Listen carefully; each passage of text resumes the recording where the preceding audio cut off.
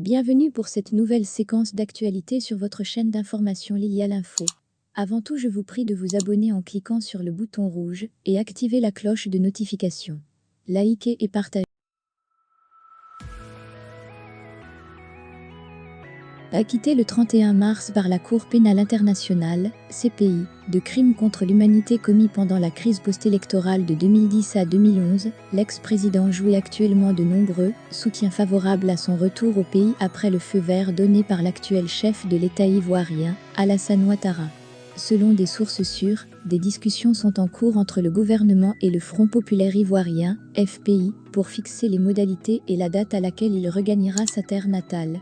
Dans le camp de l'ancien président, l'on estime que son arrivée prochaine en terre ivoirienne sera un moment auquel il retrouvera sa vraie dignité, lui qui a été arrêté dans des conditions jugées inacceptables et conduit à La Haye, siège de la justice internationale.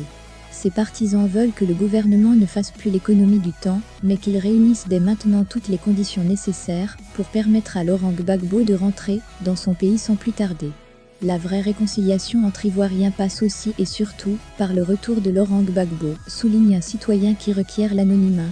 On veut Gbagbo, scandaient récemment ses partisans venus à l'aéroport d'Abidjan accueillir les exilés du FPI.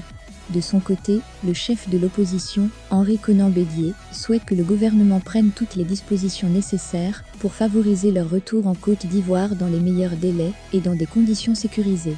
Pour le ministre ivoirien de la Réconciliation nationale, Bertin Kouadio Konan, la date du retour de l'ancien président, précédée par celle de ses anciens partisans, cadres de son parti, et de sa sœur cadette, Jeannette Koudou, sera connue quand tout sera prêt pour l'accueillir, notamment en termes de sécurité.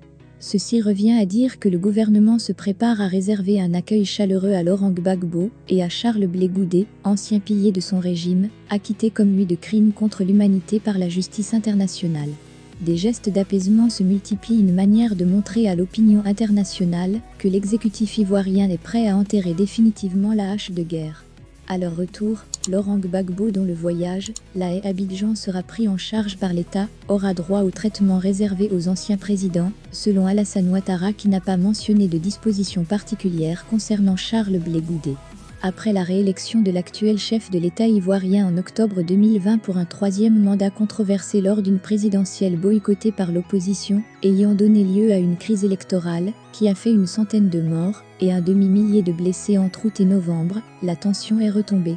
Les élections législatives de mars dernier se sont déroulées dans le calme et avec la participation de l'opposition.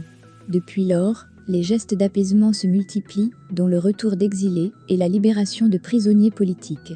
C'est le cas d'une figure de la société civile ivoirienne, Pulchurik Baleh, emprisonné pendant 8 mois pour avoir contesté le troisième mandat d'Alassane Ouattara.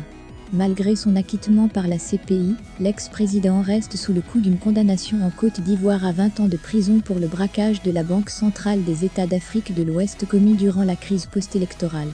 Or, en annonçant début avril qu'il était libre de rentrer dans son pays quand il le souhaitait, le chef de l'État ivoirien n'avait pas mentionné cette condamnation de Laurent Gbagbo, mais Amadou Koulibaly, ministre de la Communication et porte-parole du gouvernement, laisse toujours entendre qu'elle serait levée. Eu égard à cette imprécision, de nombreux Ivoiriens veulent que le pouvoir affiche une position sans ambiguïté concernant le retour de Laurent Gbagbo au moment où certaines organisations, comme le collectif des victimes de Côte d'Ivoire pendant la crise post-électorale de 2010 à 2011, qui avait fait quelques 3000 morts,